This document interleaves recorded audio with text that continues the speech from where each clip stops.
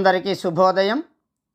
9వ తరగతి నూతన పాఠ్యపుస్తకం తెలుగు పరిమళం తెలుగు వాచకం నుండి పద్యభాగంలో తీర్పు పాఠం ఇచ్చారు కదా. దానిలో ఉన్నటువంటి పద్యాలు తరగతులలో చెప్పుకోవడం జరిగింది. ఇంతకుముందు తరగతుల్లో చెప్పుకోవడం జరిగింది. ఈరోజు తీర్పు పాఠానికి సంబంధించిన భాషాంశాలు, పదజాలం, వ్యాకరణాంశాలు చెప్పుకుందాం. ఈరోజు తరగతి వేమన పద్యంతో ప్రారంభిద్దాం. అనగనగరాగమతి శైల్యుచునుండు తెనగ తెనగవే మోతియనుండు సాధనమున పనులు సమకూరు ధరలోన విశ్వదాభిరామ వినురవేమా. అనగనగరాగమతి శైల్యుచునుండు తెనగ తెనగవే మోతియనుండు సాధనమున పనులు సమకూరు ధరలోన విశ్వదాభిరామ వినురవేమా. భావం: పాడగా పాడగా గొంతు స్వాధీనమైనట్లే, తినగా తినగా చేదు కూడా తియ్యగా అనిపించినట్లే కష్టపడితే సాధించలేని పని ఏదీ లేదు. దృఢ సంకల్పంతో సాధన చేస్తే అసాధ్యమైన పనులను కూడా సాధింపవచ్చును. అలాగే మన పాఠానికి సంబంధించినటువంటి భాషాంశాలు, పదజాలం చెప్పుకుందాం. చూడండి, కింది వాక్యాలు చదివి ఎరుపు రంగులో ఉన్న పదానికి అర్థం రాసి వాటిని ఉపయోగించి సొంత వాక్యాలు రాయండి. 1. పిల్లలు తల్లి అంకమునందు ఆడుకుంటారు. పిల్లలు తల్లి అంకమునందు ఆడుకుంటారు. అంకము అంటే వడి. అంకము అంటే వడి. సొంత వాక్యం: అమ్మ ఒడి నుండి ఎవరైనా చదువును ప్రారంభిస్తారు. అమ్మ ఒడి నుండి ఎవరైనా చదువును ప్రారంభిస్తారు. 2. పక్షులు వినిత్రోవలలో విహరిస్తాయి. వినుత్రోవ అంటే ఆకాశ మార్గం. వినుత్రోవ అంటే ఆకాశ మార్గం. కలాం ఆకాశ మార్గంలో ప్రయాణించాలని కలలుగన్నాడు. కలాం ఆకాశ మార్గంలో ప్రయాణించాలని కలలుగన్నాడు. 3. ఉదయిస్తున్న సూర్యుడు గగనకాంత ఆశ సింధూర తిలకంలా ఉన్నాడు. ఆస్య అంటే ముఖము, నోరు. ఆస్య అంటే ముఖము లేదా నోరు. వాక్యం: కృష్ణుడు యశోదకు నోరు తెరిచి చూపించాడు. కృష్ణుడు యశోదకు నోరు తెరిచి చూపించాడు. 4. మరాలము మానస సరోవరంలో విరిసిన తెల్ల కలువలా ఉన్నది. మరాలము అంటే హంస. మరాలము అంటే హంస. వాక్యం: హంస పాలను నీటిని విడదీస్తుంది. హంస పాలను నీటిని విడదీస్తుంది. 5. బాధితుల కళ్ళల్లో భాష్పములు జలజల రాలుతాయి. బాధితుల కళ్ళల్లో భాష్పములు జలజల రాలుతాయి. భాష్పములు అంటే కన్నీళ్ళు. భాష్పములు అంటే కన్నీళ్ళు. వాక్యం: అకాల వర్షాలకు పండిన పంటను నష్టపోయిన రైతులను చూస్తే నాకు కన్నీళ్లు ఆగలేదు. అకాల వర్షాలకు పండిన పంటను నష్టపోయిన రైతులను చూస్తే నాకు కన్నీళ్లు ఆగలేదు. చూడండి, కింది వాక్యాల ఆధారంగా ఇచ్చిన పదాలకు సమానార్థక పదాలు గుర్తించి రాయండి. 1. ఆకాశంలో మేఘాలు ఆవరించినప్పుడు గగనం నల్లగా మారుతుంది. ఆకాశంలో మేఘాలు ఆవరించినప్పుడు గగనం నల్లగా మారుతుంది. అంబరము అనే దానికి సమానార్థకాలు, వీటిని పర్యాయ పదాలని కూడా అంటారు. సమానార్థకాలన్నా పర్యాయ పదాలన్నా ఒకటే. అంబరం అనే దానికి ఆకాశం, గగనం. అంబరము సమానార్థకాలు ఆకాశం, గగనం రెండు. వేటగాళ్లకు బాణాలు తయారు చేయడం, అమ్ములు సంధించడం తెలుసు. శరం, శరం సమానార్థకాలు బాణము, అమ్ము. బాణము, అమ్ము. సరస్సులోని కలువలు తటాక జలాల అలలకు ఊయలలూగుతున్నాయి. ఇక్కడ సరోవరం అనే దానికి సమానార్థకాలు సరస్సు, తటాకము. సరస్సు, తటాకము. నాలుగవది, సజ్జనుల మాటలు అమృత తుల్యాలు, వారి పలుకులు ఆత్మీయతను పంచుతాయి. వాక్కులు అంటే మాటలు, పలుకులు. వాక్కులు అనే దానికి సమానార్థకాలు మాటలు, పలుకులు. ఐదవది, చేతులు భూషణాలకు మాత్రమే కాదు, హస్తాలు శ్రమించడానికి కూడా ఉపకరిస్తాయి. ఇక్కడ కరములు అనే దానికి సమానార్థకాలు చేతులు, హస్తములు. కరములు అనే దానికి సమానార్థకాలు చేతులు, హస్తములు. ఈ చూడండి, కింది వాక్యాల ఆధారంగా ఇచ్చిన పదాలకు నానార్థాలను గుర్తించి రాయండి. ఒకటవది, లక్ష్మి ఉన్న ఇంట సంపదకు కొరత ఉండదు. ఇక్కడ శ్రీ అనే దానికి నానార్థాలు లక్ష్మి, సంపద, సాలెపురుగు. లక్ష్మి, సంపద, సాలెపురుగు. రెండవది, బాణము తగిలి పక్షి గాయపడింది. ఖగము అనే దానికి నానార్థాలు పక్షి, బాణము. ఖగము అంటే నానార్థాలు పక్షి, బాణము. మూడవది, చైత్రమాసంలో తేనె విస్తారంగా దొరుకుతుంది. ఇక్కడ మధు అనే దానికి నానార్థాలు చైత్రమాసం, తేనె. 4, ఆ పాత్రలలో నెయ్యి నీరు నిండుగా ఉన్నాయి. ఆ పాత్రలలో నెయ్యి నీరు నిండుగా ఉన్నాయి. ఇక్కడ ఘృతము అనే దానికి నానార్థాలు నెయ్యి, నీరు. ఘృతము అనే దానికి నానార్థాలు నెయ్యి, నీరు.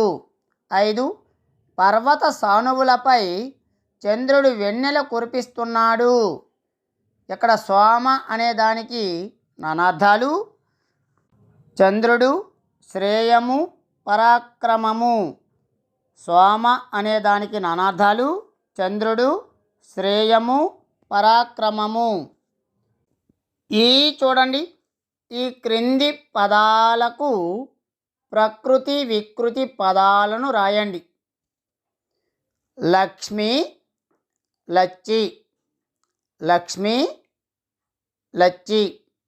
హంస, అంచ. హంస, అంచ. న్యాయము, న్యాయము. న్యాయము, న్యాయము. రతనము ఉంది కదా, రత్నము, రతనము. అంకము, అక్కు. అంకము, అక్కు. భీతి, బీతు. భీతి, బీతు. త్రోవ, దోవ. త్రోవ, దోవ. పేణము ఇచ్చాడు, పేణము కాదు, ప్రాణము, పానము. ప్రాణము ప్రకృతి, పానము వికృతి. రాక్షసి, రాక్షసి వికృతి, రక్కసి. సంతోషము, సంతసము. సంతోషము, సంతసము. వ్యాకరణాంశాలు సంధులు. చూడండి, కింది పదాలను విడదీసి సంధి పేర్లు రాయండి. ఉదాహరణ, వీధులందు. వీధులు ప్లస్ అందు, ఉత్వ సంధి. ఒకటవ చూడండి, కవీంద్రుడు. కవి ప్లస్ ఇంద్రుడు, సవర్ణ దీర్ఘ సంధి. మునీంద్రుడు, ముని ప్లస్ ఇంద్రుడు, సవర్ణ దీర్ఘ సంధి.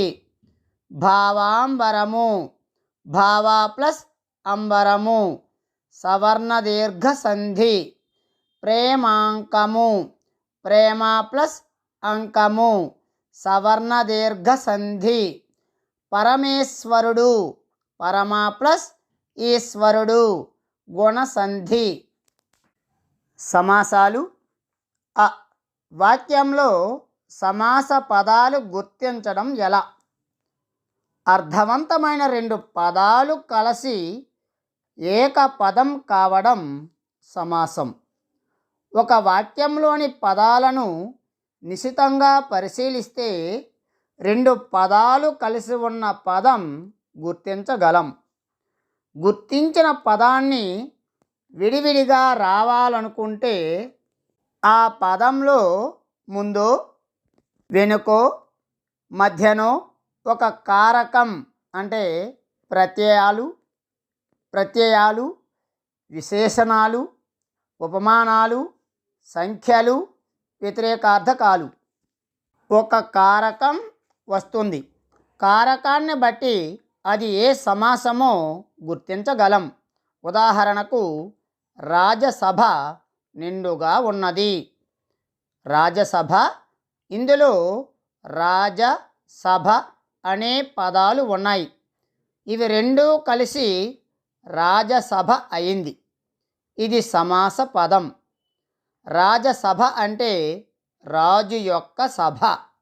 యొక్క అనే ప్రత్యయం షష్ఠీ విభక్తికి చెందుతుంది కాబట్టి ఇది షష్ఠీ తత్పురుష సమాసం అవుతుంది.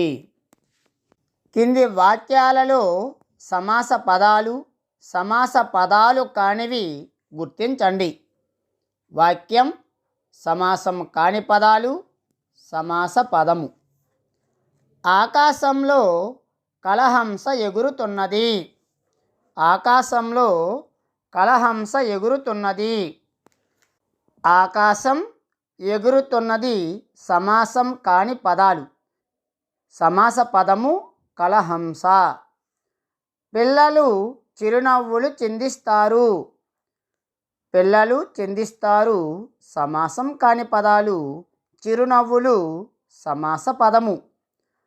అక్కడి సభాసదులు సంతసించారు. అక్కడి సంతసించారు సమాసం కాని పదాలు. సభాసదులు సమాస పదం. 4. వాడు రక్కస బుద్ధి కలవాడు. వాడు రక్కస బుద్ధి కలవాడు. వాడు, కలవాడు సమాసం కాని పదాలు. రక్కసి బుద్ధి సమాస పదము. 5. కవులు కావ్య సంపద ఇచ్చారు. కవులు, ఇచ్చారు అనేవి సమాసం కాని పదాలు. కావ్య సంపద అనేది సమాస పదము. చూడండి, కింది వాక్యాలలోని ఎరుపు రంగులో ఉన్న పదాలకు విగ్రహ వాక్యాలు రాసి సమాసం పేరు తెలపండి. ఉదాహరణ: సమస్త జీవులకు గాలి అవసరం. సమస్తమైన జీవులు. విశేషణ పూర్వపద కర్మధారయం. విశేషణ పూర్వపద కర్మధారయం. 1. పక్షులు అంబర వీధిలో సంచరిస్తాయి. అంబర వీధి అనే దానికి విగ్రహ వాక్యం అంబరమనడి వీధి. అంబర వీధి, అంబరమనడి వీధి రూపక సమాసం. 2. సరస్సులో మంజుల మరాలము ఉన్నది. మంజుల మరాలము విగ్రహవాక్యం మంజులమైన మరాలము. విశేషణ పూర్వపద కర్మధారయ సమాసం. 3. మహాకవులు కావ్యాలు రచించారు. మహాకవులు విగ్రహవాక్యం గొప్పవారైన కవులు. విశేషణ పూర్వపద కర్మధారయ సమాసం. 4. పక్షులు వేటగాళ్ళ బాణహతికి చనిపోతూ ఉంటాయి. బాణహతి విగ్రహవాక్యం బాణము యొక్క హతి, బాణము యొక్క హతి. షష్ఠీ తత్పురుష సమాసం. 5 దేవదత్త సౌద్ధోదనులు స్నేహితులు. దేవదత్త సౌద్ధోదనులు విగ్రహవాక్యం. దేవదత్తుడను శుద్ధోదనుడను, దేవదత్తుడను శుద్ధోదనుడను ద్వంద్వ సమాసం. అలంకారాలు చూడండి. అలంకారాలు అలంకారాలు కింది ఉదాహరణలు గమనించండి. 1 ఆకాశంలో సంచరించే హంసల చలన విన్యాసం మహాకవుల భావాకాశంలో సంచరించే సరస్వతి పాదలాస్యంలా ఉంది. ఇది ఉపమాలంకారము. ఉపమాలంకారము ఉపమ అనగా పోలిక, ఉపమ అనగా పోలిక. ఉపమాన ఉపమేయములకు మనోహరమైన పోలిక చెప్పి వర్ణించినచో ఉపమాలంకారము. ఉపమాలంకారంలో 4 ధర్మాలుంటాయి. 1 ఉపమేయం.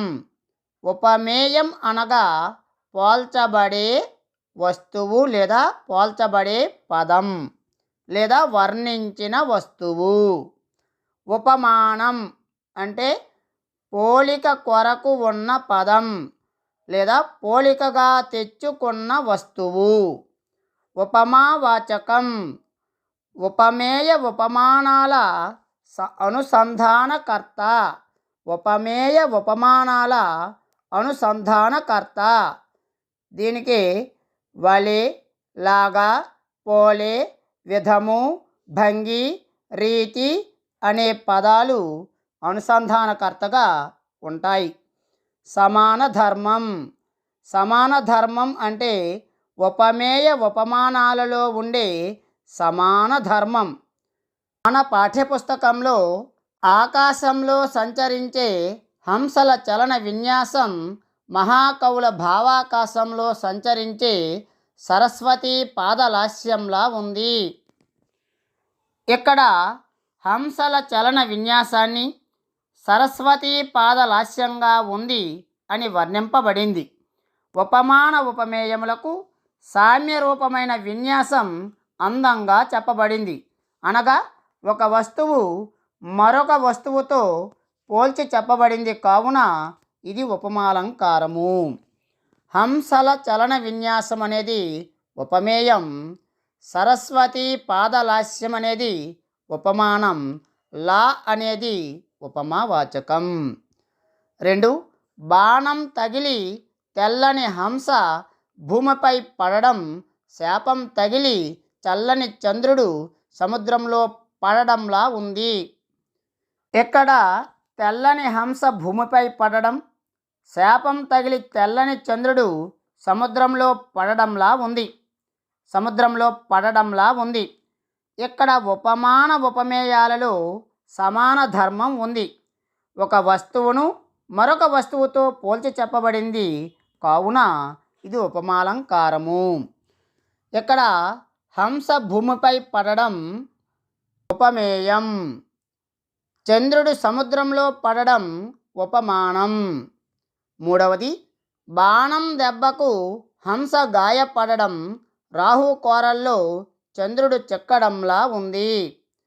పై ఉదాహరణలో కూడా ఉపమాన ఉపమేయాలను పోల్చడం వల్ల ఉపమాలంకారం అవుతుంది. బాణం దెబ్బకు హంస గాయపడడం ఉపమేయం, రాహువు కోరల్లో చంద్రుడు చెక్కడం ఉపమానం.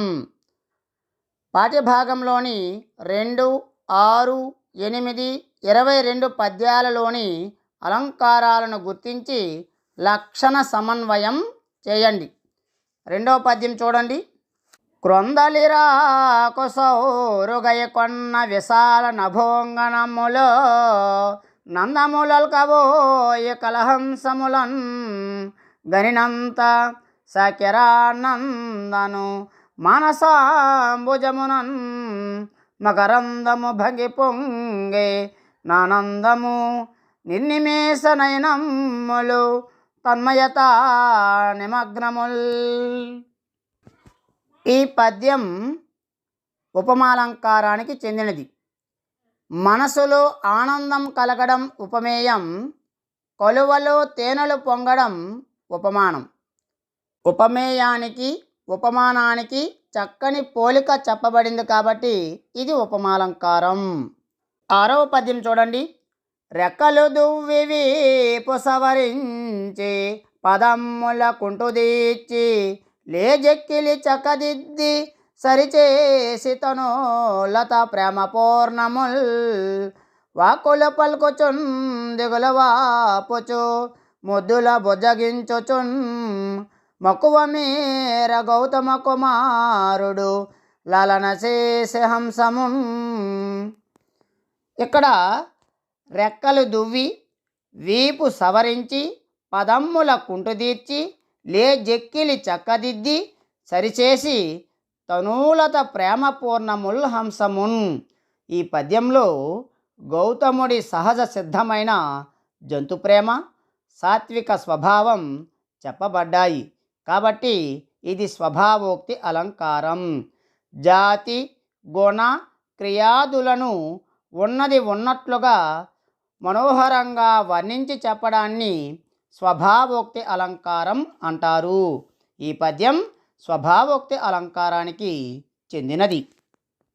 8వ పద్యం. ఎక్కడనో జనించి పరమేశ్వరుడిచ్చిన గాలి పీల్చి వేరొక్కరి జోలికే గక ఏదో భుజించి సరోవరాలలో గ్రొక్కెడు నీళ్ళు గ్రోలి వినుత్రోవలనే గెడు రాజహంసపై రకసి బుద్ధి సెల్లునే మరాల మరాల శరాగ్నులోర్చునే.